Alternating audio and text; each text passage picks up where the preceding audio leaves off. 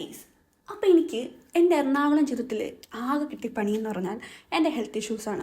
ഓരോ ദിവസം കഴിയുന്നവരും എൻ്റെ ഹെൽത്ത് ഭയങ്കര വീക്കായി വരുന്ന അവസ്ഥയായിരുന്നു. പ്രത്യേകിച്ച് ഹോസ്റ്റലിലെ ഫുഡിൻ്റെ അവസ്ഥ കൊണ്ട് ഞാൻ വല്ലാത്ത രീതിയിൽ ബുദ്ധിമുട്ടുന്നുണ്ടായിരുന്നു.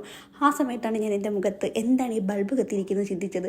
ഒന്ന് ആലോചിച്ച് നോക്കണം, ഓരോ കാര്യങ്ങളും നമ്മൾ ചിന്തിക്കുന്നതിൻ്റെ അപ്പുറം വേറെ കാര്യത്തിലോട്ട് പോകും. നമ്മൾ പെൺകുട്ടികളാവുന്നതുകൊണ്ടായിരിക്കും, പക്ഷേ എനിക്കറിയത്തില്ല. പ്രത്യേകിച്ച് നമ്മൾ സൗന്ദര്യ സങ്കല്പം കുറച്ച് കൂടുതലായിരിക്കുമല്ലോ.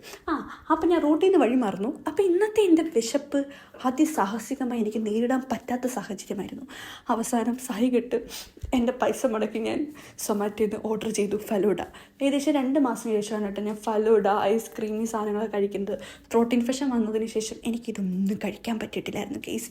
അപ്പം എന്താ പറയുക, എനിക്ക് ഏറ്റവും ഇഷ്ടപ്പെട്ട സാധനം എൻ്റെ കൈ കിട്ടിയപ്പോൾ ആക്രാന്തം എന്ന് പറയുന്നത് എനിക്ക് കുറച്ച് കൂടുതലായതുകൊണ്ട് ഞാൻ നല്ല വൃത്തിക്ക് ആസ്വദിച്ച് തന്നെ അത് കഴിച്ചു.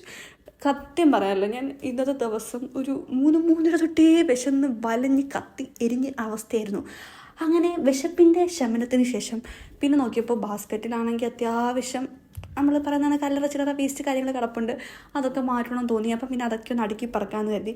എനിക്ക് തോന്നിയിട്ടുള്ളൊരു കാര്യമാണ്, ഞാൻ ഒറ്റയ്ക്ക് താമസിക്കാൻ ഇൻഡിപെൻഡൻ്റായിട്ട് നിൽക്കാൻ തുടങ്ങിയതിന് ശേഷം എനിക്ക് തോന്നിയിട്ടുള്ളൊരു കാര്യമാണ്, ഞാൻ എൻ്റെ കാര്യങ്ങൾ തന്നെത്താനെ നല്ല വൃത്തിക്ക് ശ്രദ്ധിക്കാൻ തുടങ്ങി. എനിക്ക് ഇങ്ങനെയൊക്കെ എൻ്റെ കാര്യങ്ങൾ നോക്കാൻ സാധിക്കുമെന്ന് മനസ്സിലാക്കി തന്നത് ഈ എറണാകുളത്ത് വന്നതിന് ശേഷമായിരുന്നു കേട്ടോ. പിന്നെ ഞാൻ കുളിച്ചു, ഫ്രഷായി. അതിനുശേഷം വിളക്ക് കത്തിക്കണം. ഇപ്പോൾ എല്ലാവരും ചിന്തിക്കുമോ ഭയങ്കര എഫക്റ്റീവ് ആയിരിക്കാം, അങ്ങനെയൊക്കെയുള്ളൊരു നെഗറ്റീവ് തോട്ട്സ് പലർക്കും വരാം. ഞാൻ അതിനെ പൂർണ്ണമായും സപ്പോർട്ട് ചെയ്തുകൊണ്ട് തന്നെ പറയാം, ഞാൻ അത്യാവശ്യം വിശ്വസിക്കുന്ന ഒരാൾ തന്നെയാണ്. എൻ്റെ ജീവിതത്തിൽ എനിക്കുണ്ട അനുഭവങ്ങളൊക്കെ വെച്ച് നോക്കുമ്പോൾ മനുഷ്യനേക്കാൾ എന്തുകൊണ്ടും നമുക്ക് എന്താ പറയുക, നമ്മുടെ കാര്യങ്ങൾ കേട്ടിരിക്കാൻ മനുഷ്യന്മാരില്ലെങ്കിൽ എന്തുകൊണ്ടും ദൈവങ്ങളല്ലേ നല്ലതെന്ന് തോന്നും. അപ്പം നമ്മൾ ആരായാലും ഒന്ന് വിശ്വസിച്ചൊക്കെ പോകും. അത് ദൈവത്തെയാണോ, അത് പോസിറ്റീവ് എനർജിയാണോ എന്നൊക്കെ ചോദിച്ചു കഴിഞ്ഞാൽ എനിക്കറിയില്ല. പക്ഷേ എൻ്റെ റൂമിൽ ഈ പറഞ്ഞ നിലവിളക്കിൻ്റെയും ചന്ദനത്തിരിയുടെയും ഗന്ധങ്ങളും ആ ഒരു എന്താ പറയുക, അതെനിക്ക് കിട്ടുന്നൊരു എനർജി അത് ഭയങ്കര പോസിറ്റീവാണ്. ജീവിതത്തിൽ അമ്മയുടെ പ്രസൻസ്, ഫാമിലിയുടെ പ്രസൻസ്, അച്ഛൻ, അനിയൻ, നമ്മളൊരു വീട്ടിലാണ് താമസിക്കുന്നത്, വീട് മിസ്സ് ചെയ്യാത്തൊരു ഫീലൊക്കെ വരുന്നത് എനിക്ക് ഈ ഒരു മൊമെൻറ്റിലാണ് സത്യം പറഞ്ഞാൽ. അപ്പോൾ അതുകൊണ്ട് തന്നെ ഞാനിതൊക്കെ ആസ്വദിച്ച് തന്നെ ചെയ്യാറുണ്ട്.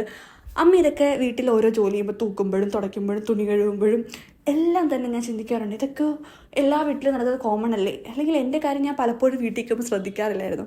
പക്ഷേ ഇവിടെ വന്നതിന് ശേഷം തുണി കഴുകലും അതുപോലെ തന്നെ ഇവിടെ തൂക്കലും തുടയ്ക്കലും കാര്യങ്ങളൊക്കെ. ഇപ്പോൾ എൻ്റെ ഹോസ്റ്റലാണെങ്കിൽ പോലും ഞാൻ എൻ്റെ റൂം അത്രയും നീറ്റ് ആൻഡ് ക്ലീൻ ആയിട്ടേ വെക്കും. കാര്യം എൻ്റെ അമ്മ പഠിപ്പിച്ചെന്ന കുറേ കാര്യങ്ങൾ എനിക്ക് ഭയങ്കര വൃത്തിയായിട്ട് കൊണ്ട് നടക്കണം എന്ന ആഗ്രഹമുണ്ട്. അതുകൊണ്ട് തന്നെ ഞാൻ ആ രീതി തന്നെയാണ് ഇപ്പോഴും മുന്നോട്ട് പോണത്. അപ്പം അത്യാവശ്യം എൻ്റെ വിളക്ക് കത്തിക്കൽ കാര്യങ്ങളെല്ലാം കഴിഞ്ഞു, ഫ്രഷായി. ഇനി ഒരു പരിപാടിയില്ല, ഇനിയിപ്പോൾ ഫുഡ് കഴിക്കണം, കടന്നുറങ്ങണം. അപ്പോൾ ഇത്രയുള്ള guys, tata bye bye, see you മാ.